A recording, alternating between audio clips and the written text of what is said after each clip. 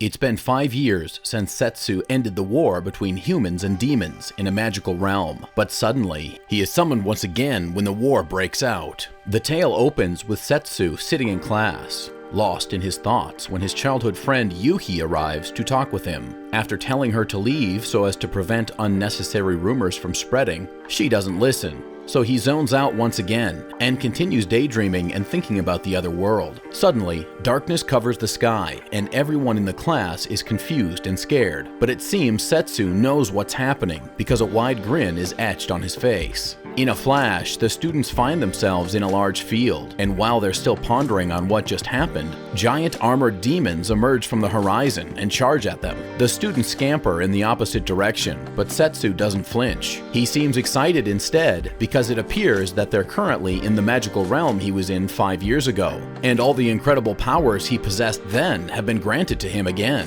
One of the demons attacks him and Yuhi, but he simply sends it back hundreds of feet with a single flick of his finger. Suddenly, human warriors and knights arrive and face the demons head-on. Two warriors in particular, Elka and Glain, use impressive magic and swordsmanship to destroy the enemies as the students watch in awe. Later, they're taken to see the king, who thanks them for coming and calls them foreign warriors to their surprise. He claims that the kingdom is in dire need of assistance against the demons who seek to wage war, telling them that they've been summoned to help. With no other choice than to stay where they're safe from the demons, the students agree. Meanwhile, after the meeting, Setsu promises Yuhi that he won't let anyone get hurt. The warriors don't recognize Setsu because this time he's in a different body. Over the next few days, the students are taught combat and magic, and as Setsu lazes around watching them, he notices that Yuhi has a lot of potential from her use of magic. Soon, one of the warriors named Elka catches Setsu not training and asks him to get to work, but he refuses, and his arrogance reminds her of the hero from 5 years back. She attempts to force him, but soon realizes that it's really her master from before. She instantly starts drooling over him and shamelessly offers herself to serve the great hero. Setsu isn't too interested though. Soon, the warriors are all aware that he's back and ask him how he left and why he is back now. He explains that in the last battle between himself and the demon Toma, he was taken to another realm and then suddenly summoned back without explanation. Setsu suggests that Toma is behind the new war because the demons are being controlled by curse magic which Toma possesses. Later that night, the king declares war on the demons, but Glain manages to buy some time, claiming that the heroes aren't ready. Afterward, they help Setsu sneak into the storage room so he can get his old giant sword before heading on a journey to end the war before it starts. Before he leaves, Yuhi displays her new magic powers to him and promises to get stronger so she can help protect him. Ruri is a young girl living with her grandfather, who is a renowned jeweler. One day, a man that appears to be Setsu comes to purchase a brooch, but the old man insists that it's not for sale. That's until Setsu presents a bag stuffed with gold coins to change his mind. Fast forward, and it's discovered that the old man has passed on. So, as a result, Ruri closes the shop and heads on a journey with some goods. Along the way, her carriage is attacked by a wild beast one night, but luckily she manages to hold on to her most valuable possession, which seems to be a brooch. As the monster tries to attack a second time, Setsu appears and comes to her aid. She thanks him and begs him to escort her into the next town, where she'll board a ship to the demonic continent. He agrees and takes her on horseback as she takes only the brooch and abandons the other goods. When they get to the town, Ruri discovers that all voyages to the demonic continent are on hold till further notice, and she's frustrated. Not long after, some knights try to intimidate her as they ask to search her bag, but she refuses, and when they attempt to use force, Setsu intervenes and points out that they require a permit to search her bag, which they don't possess at the moment. After salvaging the situation and pissing off the men in uniform, Ruri thanks him once more. Later that night, she reveals that she's resolute on completing her journey and that she's willing to buy a ship as a last resort. Setsu, however, suggests that they rest at an inn for the night because he's also headed to her destination, claiming he has a plan. At night, Ruri shows Setsu the brooch and tells him that her grandfather repaired it for someone, but passed away before he could deliver it. As soon as he sees and touches it, he recognizes it and senses the magic that he infused in it years ago. He gets worried because he had given it to someone and wonders why it would get broken. Suddenly, the same knight from earlier arrives at the inn, searching for the two travelers and claiming that the two are demon spies. When they find out, they grab their stuff and Setsu carries Ruri on his back as the knights chase them. They get to a large wall at the port and it appears to be a dead end, but that's when Setsu jumps with Ruri on his back, and the two are carried by Levaya, the sea god in the form of a sea monster.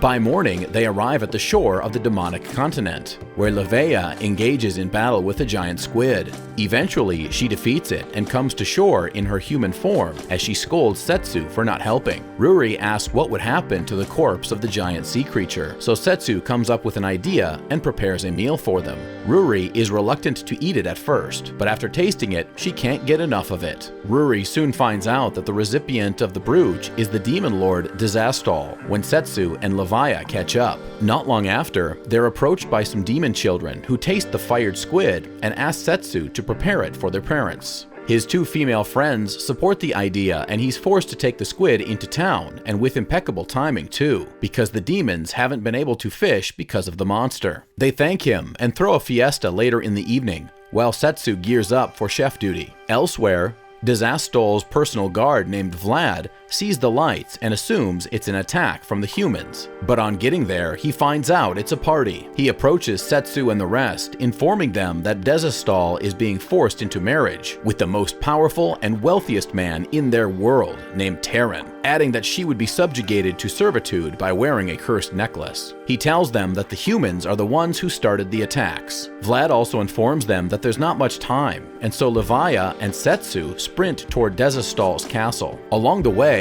they fight off beasts, and Setsu suggests that the war attacks were from neither side, but a plot by a third party to stir up the war. In a flashback, Disastal is defeated by Setsu, but instead of finishing her off, he gives her a hand and offers peace. The two agree, and he gives her a brooch as a reconciliation gift and a symbol of their peace. After the war has ended, the people are happier than ever, and business is booming as trade between the two races is going smoothly. Suddenly, Disastal's brooch mysteriously breaks, and she sends it out for repairs. One day, she receives news of an attack from the humans, but because of the promise she made to Setsu, she doesn't retaliate, and instead sends Zeon and Lamina as emissaries. A month has passed since then, and there's still no word from the humans, and all trades have been cut off. Disastal wonders how much longer her people can suffer this, and keeping the peace is getting harder than ever with the humans' new decision to attack. One day, Terran goes to see Disastal, claiming that with his control of all the ships at sea, he can end the war in no time, but on the condition that she marries him. He proceeds to display a cursed necklace that she would have to wear when they say their vows. Disastal replies by asking for time to think about it. Afterward, Vlad approaches her and urges her to go to war, seeing that her army is ready, but she insists on keeping her promise to Setsu. Elsewhere, Terran is seated with a hooded messenger from an unknown master, and the two plot how they would control the demon continent after the marriage. The day of the wedding arrives, and just as Terran is about to place the necklace on her neck, Setsu crashes the wedding. Terran's guards try to attack, but Levaya quickly knocks them out. Then the hooded messenger tries to fight Setsu, but defeating him is a piece of cake. The messenger retreats in order to notify his master, and Disastal thanks Setsu, expressing her delight that he's back. Setsu then destroys the necklace and informs Disastal that he's going to see Regulus, king of the Beastmen. Shortly after, Ruri and Vlad arrive, and she hands Setsu the brooch to return it to Disastal. Afterward, Terran is arrested, and Disastal allows Ruri to open a shop in her kingdom. Setsu and Levaya bid farewell to Disastal and the others before proceeding on their journey and bringing today's recap to an end.